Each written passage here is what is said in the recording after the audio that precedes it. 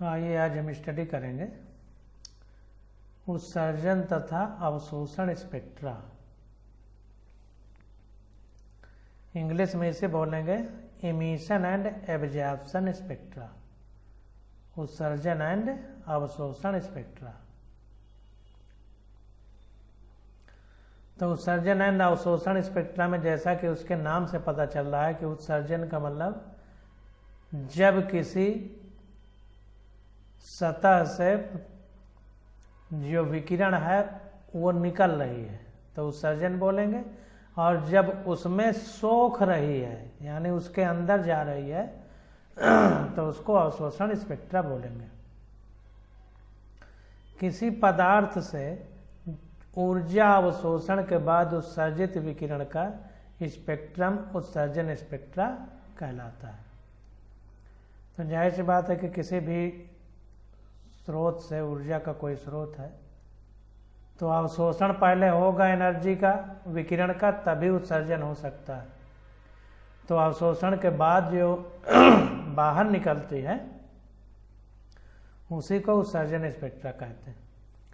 परमाणु, अणु या आयन विकिरण के अवशोषण पर उत्तेजित हो जाते हैं। किसी भी, मान लीजिए कोई धातु है, उसमें परमाणु है या अणु है या आयन जो भी है, वो विकिरण के अवशोषण पर उत्सर्जित हो जाते हैं। क्योंकि विकिरण में ऊर्जा होती है और ऊर्जा ले करके वो एक्साइटेड हो जाते हैं, मतलब अपनी उच्च एनर्जी लेवल में आ जाते हैं, उच्च ऊर्जा स्तर में। जैसे किसी को 1 लाख रुपए दे दिया जाए जिसके पास कुछ भी ना हो तो एकदम उछलने लगेगा, वैसे ही परमाणु, अणु, आयन भी है। उत्सर्जन स्पेक्ट्रम प्राप्त करने के लिए किसी प्रतिदर्श को गर्म करके अथवा विकिरणित करके ऊर्जा दी जाती है। तो कोई भी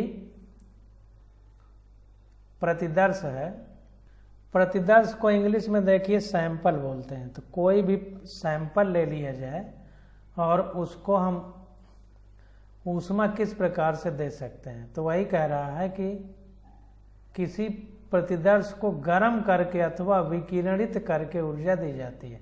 या तो उसको गर्म कर दिया जाए या विकिरणित का मतलब उसमें प्रकाश की किरणें डाल दी जाए। और जब प्रतिदर्श यानी सैंपल अवशोषित ऊर्जा को निष्कासित करता है तो उत्सर्जित विकिरण की तरंग दैर्ध्य या आवृत्ति को रिकॉर्ड कर लिया जाता है। जब वो उत्सर्जित करता है तो उसको जो है, जो फ्रीक्वेंसी या वेव लेंथ है यानी तरंग दैर्ध्य और आवृत्ति है, उसको रिकॉर्ड कर लिया जाता है।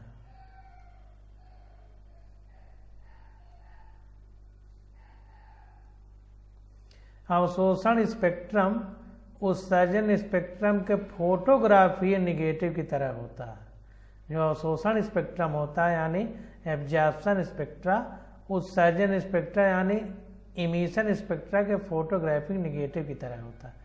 एक बार उस अवशोषित हुई और वही उत्सर्जित हो रही है, तो जैसे हम फोटो खिंचाने जाते हैं तो हमारी निगेटिव होती है, ठीक उसी तरह होता है। जैसे लिखे अक्षर इन्हीं को शीशे में देखा जाए तो ये उल्टे दिखेंगे, बिल्कुल वैसे समझ लीजिए, क्योंकि वही उत्सर्जित अवशोषित हुई है, वही बाद में निकल रही है, तो बात तो एक ही होगी ना। तो जो सीधा है उसका उल्टा, तो इसीलिए अगर फोटो है तो उसका निगेटिव एकदम उसका उल्टा होता है, इसीलिए उसको फोटोग्राफिक निगेटिव की तरह कह रहा है।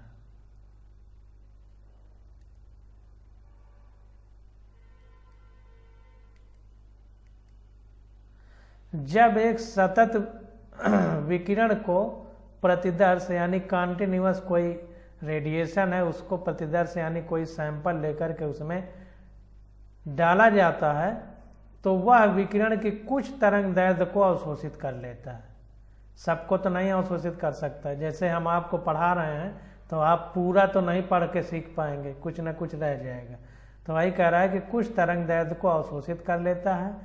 द्रव्य द्वारा अवशोषित विकिरण की संगत लुप्त तरंग दैर्ध्य चमकते सतत स्पेक्ट्रम में गहरे रंग की रेखाओं के रूप में प्रदर्शित होती है। तो द्रव्य का मतलब पदार्थ जो हमारे पास मैटर है, जैसे लोहे का प्लेट ले लें या जो भी ले लें, धातु की प्लेट को ही। तो वही कह रहा है कि द्रव्य द्वारा अवशोषित विकिरण की संगत लुप्त तरंग दैर्ध्य, तो जो अवशोषित हो गई उसके संगत जो लुप्त तरंग दैर्ध्य जो गायब हो गई, मतलब उसका कहने का मतलब ये है कि वो अवशोषित नहीं हुई, वो निकल रही है, तो वो चमकते सतत स्पेक्ट्रम में गहरे रंग की रेखाओं के रूप में प्रदर्शित होती है। उत्सर्जन या अवशोषण स्पेक्ट्रम के अध्ययन को स्पेक्ट्रोमिति, इंग्लिश में स्पेक्ट्रोस्कोपी कहते हैं। तो चूंकि वो स्पेक्ट्रम है तो उसकी स्टडी को स्पेक्ट्रोस्कोपी कहेंगे। जैसा ऊपर बताया गया है, दृश्य प्रकाश का स्पेक्ट्रम सतत होता है। ऊपर हमने पढ़ा है कि जो दिखाई देने वाला प्रकाश है वो कॉन्टिन्यूअस होता है। और कॉन्टिन्यूअस क्यों होता था कि जैसे लाल बैंगनी है, फिर उसके बाद नीला आया, तो बैंगनी धीरे धीरे नीला, एक लाइन ऐसी होगी जिसमें बैंगनी और नीला का मिक्सचर यानी कॉन्टिन्यूअस होता है, ऐसा नहीं कि बीच में गैप हो। तो इसीलिए सतत या कॉन्टिन्यूअस कह रहा है। तो वही कह रहा है कि दृश्य प्रकाश का स्पेक्ट्रम सतत होता है क्योंकि इसमें दृश्य प्रकाश की लाल से बैंगनी तक सभी तरंग दैर्ध्य उपस्थित होती हैं। तो इसको ध्यान देना है, कहीं गैपिंग नहीं है, लाल से बैंगनी तक सारी तरंग दैर्ध्य उपस्थित होती हैं। इसके विपरीत गैस अवस्था में परमाणुओं का उत्सर्जन स्पेक्ट्रम लाल से बैंगनी तरंग दैर्ध्य में सतत रूप से प्रदर्शित नहीं करता है। अगर इसके विपरीत हम गैस अवस्था में परमाणुओं को देखें तो उसमें कॉन्टिन्यूअस स्पेक्ट्रम नहीं होता, परंतु उनसे केवल विशेष तरंग दैर्ध्य वाला प्रकाश उत्सर्जित होता है। कुछ स्पेशल तरंग दैर्ध्य होती हैं, वही प्रकाश ही उत्सर्जित होता है। जिनके बीच में काले स्थान होते हैं, ऐसे स्पेक्ट्रम को रेखा स्पेक्ट्रम अथवा परमाणुवीय स्पेक्ट्रम कहते हैं। तो इनको लाइन स्पेक्ट्रम या एटॉमिक स्पेक्ट्रम कहते हैं इंग्लिश में, क्योंकि उत्सर्जित विकिरण स्पेक्ट्रम में चमकीली रेखाओं के रूप में प्रदर्शित होता है। लाइन स्पेक्ट्रम इसलिए कहते हैं क्योंकि वो जो उत्सर्जित प्रकाश होता है वही लाइन के रूप में उसमें दिखता है, चमकीली लाइनों की तरह, जैसा अभी हमने ऊपर पढ़ा कि लुप्त तरंग दैर्ध्य चमकीले सतत स्पेक्ट्रम के गहरे रंग की रेखाओं के रूप में प्रदर्शित होती है। अब देखते हैं इलेक्ट्रॉनिक संरचना के अध्ययन में रेखा उत्सर्जन स्पेक्ट्रम का विशेष महत्व होता है। अगर इलेक्ट्रॉनिक संरचना को हमें समझना है तो उसमें रेखा स्पेक्ट्रम जो है, लाइन स्पेक्ट्रम, उसका बड़ा महत्व होता है। प्रत्येक तत्व का अपना एक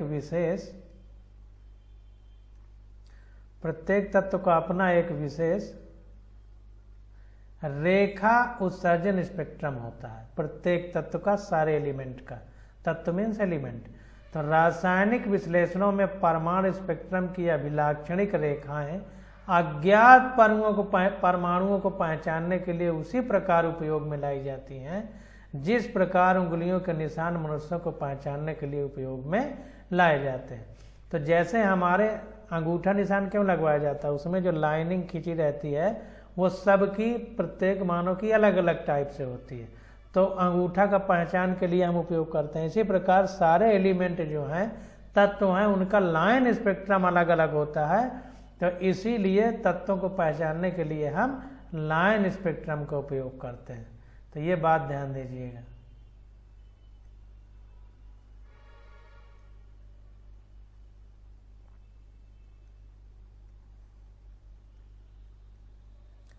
ज्ञात तत्व के परमाणुओं के उत्सर्जन स्पेक्ट्रम की रेखाओं का यथार्थ मिलान अज्ञात प्रतिदर्श की रेखाओं से तत्वों को पहचानने के लिए रॉबर्ट बुन्सन ने सर्वप्रथम किया। तो इसको ध्यान दीजिए कि जैसे हमें कोई पदार्थ के बारे में नहीं पता चल रहा है तो उसी हम उन लाइन स्पेक्ट्रम को मिलाते हैं, जिस पदार्थ से मिलता है उसी से बोल देते हैं कि ये चीज़ है। और ये बात सबसे पहले रॉबर्ट बुन्सन ने बताया था। Rubidium, caesium, thallium, indium, gallium, scandium आदि तत्वों की खोज तब हुई थी जब उनके खनिजों का स्पेक्ट्रमी विश्लेषण किया गया था। सूर्य में हीलियम तत्व की उपस्थिति भी स्पेक्ट्रमी विधि द्वारा ज्ञात की गई थी।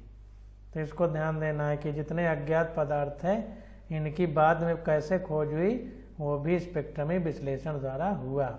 और हीलियम तत्व की सूर्य में उपस्थित भी स्पेक्ट्रमी विधि द्वारा ज्ञात की गई। तो ये चीज़ें बहुत महत्वपूर्ण हैं। अब देखिए पीछे कुछ फिगर दिए गए हैं, उनको देख लेते हैं।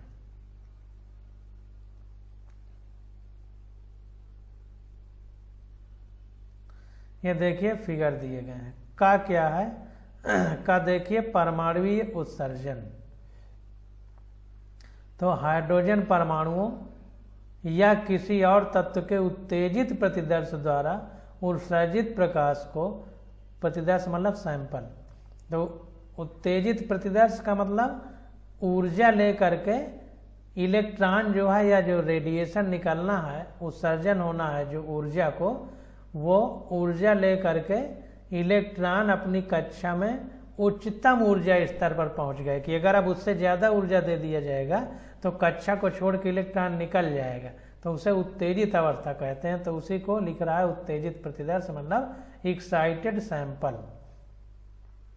तो हाइड्रोजन परमाणु या किसी और तत्व के उत्तेजित प्रतिदर्श द्वारा उत्सर्जित प्रकाश को एक प्रिज्म से गुजारकर विविक्त तरंग दैर्ध्यों की रेखाओं में पृथक किया जाता है। विविक्त में मतलब डिस्क्रीट, मतलब अलग अलग तरंग दैर्ध्य की रेखाओं में पृथक करते हैं, जैसा ये दिखा रहा है। यहाँ उत्तेजित प्रतिदर्श है। अब उत्तेजित हुआ है, इसको जब ठंडा करेंगे तो यही प्रकाश जो विकिरण को अवशोषित किया है उसको निकालेगा, तो वही विकिरण देखिए निकल रही है। अब यहाँ पर एक प्रिज्म रख देते हैं। प्रिज्म कैसा होता है उसको देख लीजिए। प्रिज्म इस तरह बना होता है, इस तरह से प्रिज्म होता है। ये इस तरह जैसे साबुन की बट्टी होती है, जैसे ईंट मान लीजिए तो इस तरह से प्रिज्म होता है, कांच का इस तरह का बना होता है। इसी से प्रकाश को या विकिरण को गुजारा जा रहा है।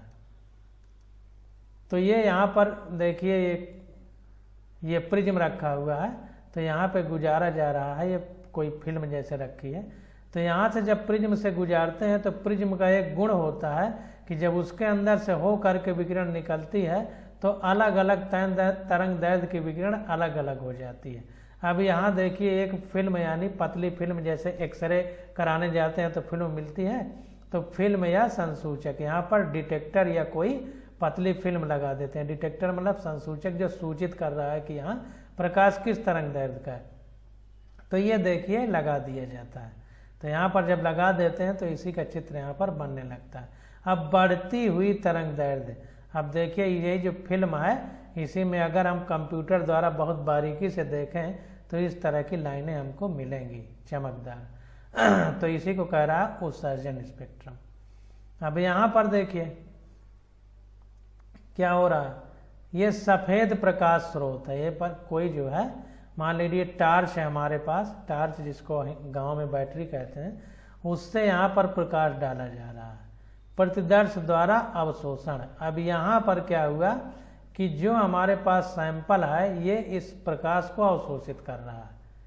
अवशोषित करने के बाद यहाँ पर देखिए पर्दा जैसे लगा है, इससे हो करके ये प्रकाश प्रिज्म में पड़ रहा है और यहाँ पर भी देखिए वैसे 7 रंगों में बट जा रहा है।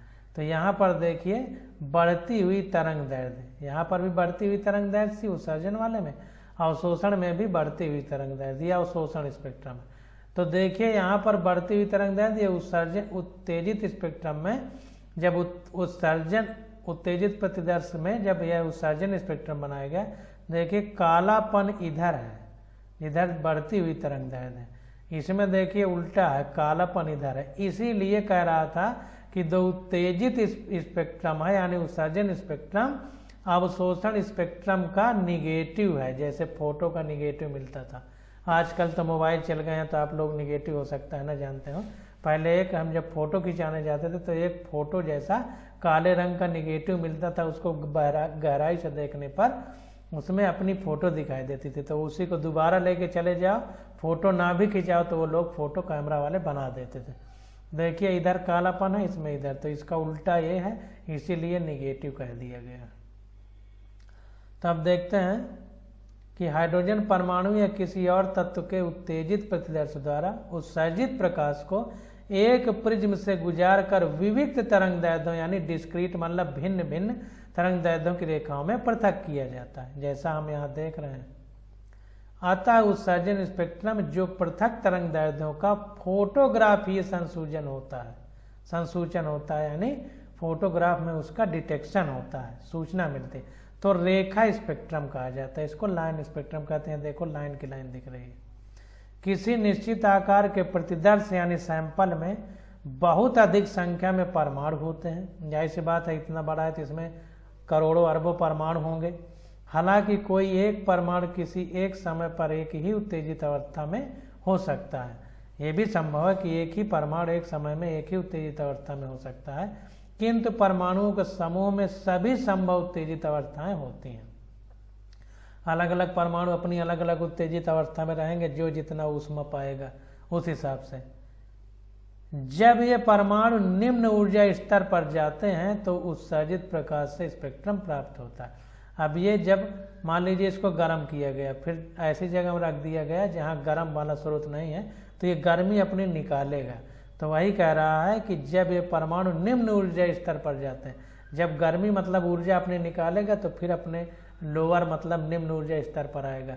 जो ऊर्जा लेके उच्च ऊर्जा स्तर में चला गया था, तो उस समय ये ऊष्मा को निकालते हैं, तो वही उत्सर्जन स्पेक्ट्रम प्राप्त होता है। आगे देखते हैं परमाणुवीय अवशोषण। जब सफेद प्रकाश को अनुत्तेजित हाइड्रोजन परमाणु से किसी रेखा छिद्र यानी स्लिट और फिल्म प्रिज्म से गुजारा जाता है, ये रेखा छिद्र है। देखिए कोई रेखा छिद्र या मतलब छिद्र कर दें जो रेखा जैसे एकदम सीधा हो ताकि प्रकाश गुजर सके। तो प्राप्त प्रकाश में कुछ तरंग दैर्ध्यों जो कि चित्र 2.20 का में उत्सर्जित हुई थी, जो इसमें उत्सर्जित हुई थी, की तीव्रता का अभाव हो जाता है। तो जब इसमें से गुजारा जाता है तो ये कुछ अवशोषित कर लेता है। देखिए लिखा है प्रतिदर्श द्वारा अवशोषण। तो जब ये एब्जॉर्ब कर लेता है तो कुछ तीव्रता इसकी कम हो जाती है, कम होके इधर जाती है। तो वही कह रहा है कि जब सफेद प्रकाश को अनुत्तेजित हाइड्रोजन परमाणु से किसी रेखा छिद्र और फिर प्रिज्म से गुजारा जाता है, ये देखिए प्रिज्म रखा है ये वाला, तो प्राप्त प्रकाश में कुछ तरंग दैर्ध्यों जो कि चित्र 2.10 का में उत्सर्जित हुई थी की तीव्रता का अभाव हो जाता है, कम हो जाएंगे क्योंकि यह सोख ले रहा है। यह संसूचित स्पेक्ट्रम भी एक रेखा स्पेक्ट्रम होता है और उत्सर्जन स्पेक्ट्रम का फोटोग्राफी निगेटिव होता है। यहाँ देखिए इसका एकदम उल्टा है, तो निगेटिव मतलब ये पॉजिटिव है तो ये निगेटिव, इसलिए निगेटिव कह रहा है।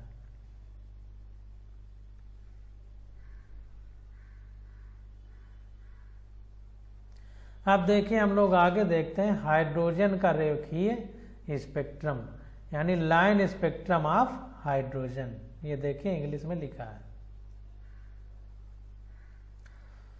जब हाइड्रोजन गैस में विद्युत विसर्जन प्रवाहित किया जाता है, एक बीकर में या कहीं भी हम हाइड्रोजन गैस ले लेंगे और उसमें इलेक्ट्रिकल डिस्चार्ज प्रवाहित किया जाता है, मतलब जब स्पार्क किया जाता है दो तारों के बिजली के तो उसमें चमक उत्पन्न होती है, तो उसी को विद्युत विसर्जन कहते हैं। तो वही कह रहा है कि जब हाइड्रोजन गैस में विद्युत विसर्जन प्रवाहित किया जाता है तब H2 अणु वियोजित होकर, वियोजित माने टूटना, वियोजित मीन्स टूटना, इंग्लिश में देखिए डिसोसिएट, डिसोसिएट का मतलब टूटना। तो वियोजित होकर उच्च ऊर्जा वाले हाइड्रोजन परमाणु देते हैं। जैसे H2 हमारा अणु है, जब ये टूटेगा तो अब ऊर्जा लेके टूटेगा तो जो अब परमाणु बनेंगे उनकी ऊर्जा ज़्यादा होगी क्योंकि ऊर्जा लेके टूट रहा है। तो वही कह रहा है कि उच्च ऊर्जा वाले हाइड्रोजन परमाणु देते हैं जो विविक्त आवृत्तियों वाला विद्युत चुंबकीय विकिरण उत्सर्जित करते हैं। अब चूंकि उच्च ऊर्जा स्तर में है तो जब वो निम्न ऊर्जा स्तर में अपने लौट के आएंगे तो विविक्त आवृत्तियों यानी डिस्क्रीट भिन्न भिन्न प्रकार की आवृत्तियों वाले विद्युत चुंबकीय विकिरण उत्सर्जित करते हैं। हाइड्रोजन स्पेक्ट्रम में रेखाओं की कई श्रेणियां होती हैं जिन्हें उनके आविष्कारकों के नाम से जाना जाता है। तो जो इसमें जो है रेखाएं होती हैं वो कई प्रकार की होती हैं, तो उन रेखाओं को जिन वैज्ञानिकों ने दिया उन्हीं के नाम से उनका नाम दे दिया गया। तो हाइड्रोजन स्पेक्ट्रम रेखाओं की कई श्रेणियां हैं जो उनके आविष्कारकों के नाम से जाना जाता है। बामर ने सन 1885 में प्रायोगिक परीक्षणों के आधार पर बताया कि यदि स्पेक्ट्रमी रेखाओं को तरंग संख्या न्यू बार के रूप में व्यक्त किया जाए तो हाइड्रोजन स्पेक्ट्रम की दृश्य क्षेत्र की रेखाओं को निम्नलिखित सूत्र द्वारा दर्शाया जा सकता है। तो देखिए बामर ने दृश्य वाले को बताया, दृश्य प्रकाश यानी जो हम देख सकते हैं, दृश्य क्षेत्र को इस प्रकार से दर्शाया जा सकता है। तो ये फार्मूला है, ये आप लोग याद कर लीजिए। तो इस प्रकार से दर्शाया जा सकता है। न्यू बार बराबर 109,677, ये देखिए कामा है, 1/2 का स्क्वायर माइनस 1/n का स्क्वायर प्रति सेंटीमीटर, जहां n एक पूर्णांक है जिसका मान 3 या 3 से अधिक होता है, अर्थात n बराबर 3, 4, 5 इस तरह। अब n का मान 3 से अधिक क्यों है? इसलिए है क्योंकि देखिए 2 तो यहाँ लिख दिया गया, मतलब दूसरे के ऊपर जो उत्सर्जन की बात हो रही तो उत्तेजित अवस्था में दूसरे से ऊपर इलेक्ट्रॉन विकिरण होगी, तो इसलिए दूसरे से ऊपर जो है n का नंबर है 3, 4, 5, मतलब इससे ऊपर होगा n का मान, इस 2 से ऊपर ही रहेगा क्योंकि उसके ऊपर से जो विकिरण आ रही है उसकी बात की जा रही है। यहाँ पर देखिए फिगर भी बना है कि 2 पर सारी विकिरण गिर रही है, 2 पर अनंत से लेकर के n3 से लेकर अनंत तक की सब विकिरण 2 पर आ रही है। तो बामर में n बराबर यहाँ पर 2 स्क्वायर होगा, 2 पर आ रही है, और आगे जो है माइनस करके 1/n स्क्वायर होगा। तो इसको ध्यान देना। अभी हम इसको अच्छे से देखते हैं। अब देखिए इस सूत्र द्वारा वर्णित रेखाओं को बामर श्रेणी कहा जाता है। तो इसको जो है बामर सीरीज बोलते हैं या बामर श्रेणी बोलते हैं। हाइड्रोजन स्पेक्ट्रम में केवल इसी श्रेणी की रेखाएं विद्युत चुंबकीय स्पेक्ट्रम के दृश्य क्षेत्र में प्राप्त होती हैं। ऐसा क्यों है? ऐसा इसलिए है कि हाइड्रोजन का जो परमाणु है उसमें एक ही इलेक्ट्रॉन है, तो एक ही श्रेणी पाई जाएगी। स्वीडन के एक स्पेक्ट्रमी वैज्ञानिक जोहानसन रिडबर्ग ने बताया कि हाइड्रोजन स्पेक्ट्रम की सभी श्रेणियों की रेखाएं निम्नलिखित सूत्र द्वारा दर्शाई जा सकती हैं। अब देखिए उन्होंने केवल दृश्य प्रकाश के लिए बताया बामर ने, लेकिन रिडबर्ग साइंटिस्ट ने सब श्रेणियों के लिए फार्मूला दे दिया। ये देखिए फार्मूला प्राप्त हो गया, कुछ नहीं थोड़ा सा सुधार किया, 2 की जगह यहाँ n1 लिख दिया, यहाँ n2, मतलब जिसमें गिरेगा वो ये हो गया और जहाँ से गिरेगा वो ये हो गया। तो ये हमारा न्यू बार बराबर 109,677 1/n1 square minus 1/n2 square प्रति सेकंड, ये हमारा सारी वैल्यू होगा। अभी n1 बराबर 1 से 2 से जहाँ तक भी हो, जिसमें भी ये प्रकाश की रेखाएं आके गिर रही हैं और उसके ऊपर जहाँ से भी गिर रही हो वो n2 हो जाएगा। तो n2 बराबर n1 + 1 या n1 बराबर +2, इस तरह कह सकते हैं कि इससे एक ऊपर ये जो इसमें लिखेंगे उससे +1 जो है n2 लिखेंगे, इसलिए n2 बराबर n1 + 1 लिखा है, या n1 + 2 या n1 + 3 ऐसे चलता जाएगा। तो इसको ध्यान देना है कि n1 जहाँ पर प्रकाश गिर रहा है और जहाँ से गिर रहा है वो सब n2 हो जाएंगे। अब देखिए 109,677 प्रति सेंटीमीटर के नाम को हाइड्रोजन का रिडबर्ग स्थिरांक कहते हैं।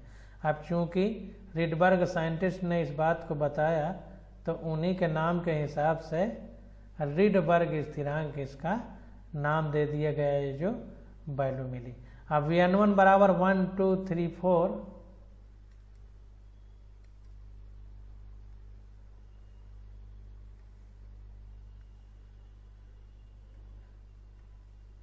और 5 वाली रेखाओं की 5 श्रेणियां क्रमशः लाइमन, बामर, पार्सन ब्रैकेट, फुंड श्रेणी कहलाती हैं। तो इसको अंडरलाइन कर लीजिए।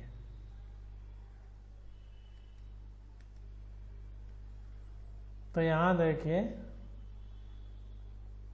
यहां से पूरा अंडरलाइन करिए।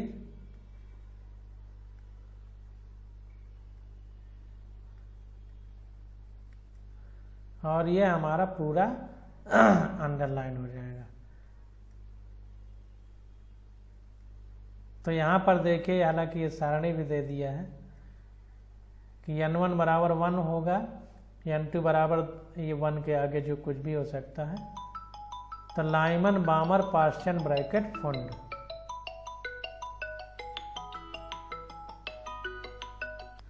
तो यहाँ देखिए n1 से शुरू करना है और आगे बढ़ते चले जाना है, और इन रेखाओं को क्रमशः लाइमन बामर पार्शियन ब्रैकेट फंड के नाम से व्यक्त करेंगे।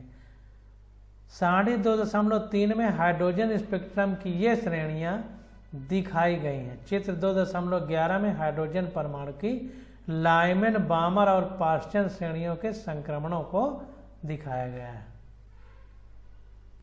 संक्रमण को देखिए, इंग्लिश में ट्रांजिशन बोलेंगे। तो यहाँ पर देखिए, लाइमन श्रेणी पराबैंगनी प्रकाश में आएगी। स्पेक्ट्रमी क्षेत्र कौन से क्षेत्र में आ रहा है? पराबैंगनी में, यानी अल्ट्रावायलेट। बामर हमारी दृश्य यानी लाइट जो हम देख सकते हैं। पार्शियन हमारी अवरक्त यानी अल्ट्रावायलेट। ब्रैकेट भी अवरक्त यानी अल्ट्रावायलेट, फंड भी अवरक्त यानी अल्ट्रावायलेट। तो लाइमन हमारी पराबैंगनी, अवरक्त देखिए इंफ्रारेड, अल्ट्रावायलेट पराबैंगनी अल्ट्रावायलेट, दृश्य विजिबल, और अवरक्त मतलब रक्त मतलब लाल, रक्त की तरह। तो रेड का मतलब लाल, तो इसलिए इंफ्रारेड में पार्शियन ब्रैकेट फंड है। लाइमन में हमारी अल्ट्रावायलेट में है, बामर हमारा विजिबल में है। तो इसको ध्यान देना है और इसको याद भी कर लेना है। तो ये पूरा जो है आपको याद करना है सारणी। पूछ लेगा डायरेक्ट कि लाइमन बामर पार्शियन ब्रैकेट फंड में स्पेक्ट्रमी क्षेत्र किस में आता है। और देखिए, लाइमन में 1 2 3 4 5 हो जाएगा, और इसके एक जोड़ करके n2 हो जाएगा। देखिए, जैसे इसमें 1 है तो 2 से शुरू होगा, इसमें 2 है तो 3 से शुरू होगा, 3 है तो 4 से शुरू होगा, 4 है तो 5 से शुरू होगा, 5 है तो 6 से शुरू होगा। तो इसको ध्यान देना, इसको क्रम से याद रखिए। लाइमन बामर पार्शियन ब्रैकेट फंड कई बार बोलोगे तो अपनी आप याद हो जाएगा। हम भी कई बार बोल के ही इसको याद किए थे।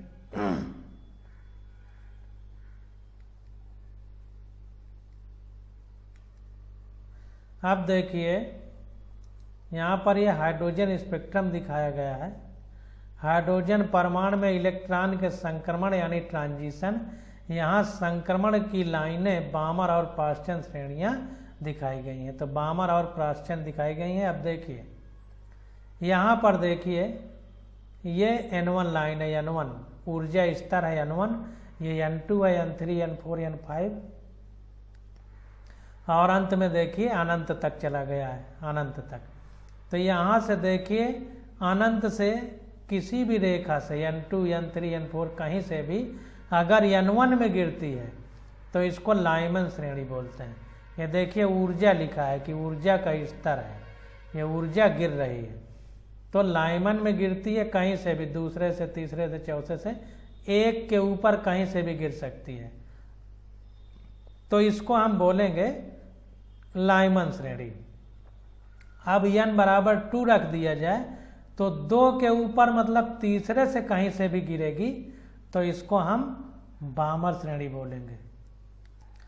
इसी प्रकार देखिए, पार्शियन आ जाता है ऊपर, n बराबर 3, तो ऊपर से कहीं से भी n3 में गिरेगी, मतलब n4 या उससे ऊपर कहीं से भी, तो उसको पार्शियन श्रेणी बोल देते हैं। देखिए, अवरक्त में होती है पार्शियन श्रेणी, इंफ्रारेड में, और लाइमन श्रेणी हमारी पराबैंगनी यानी अल्ट्रावायलेट श्रेणी में होती है।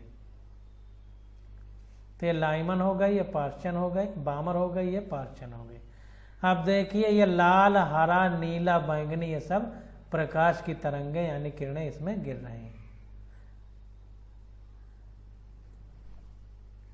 तो इस तरीके से हम लोग इसको बनाते हैं।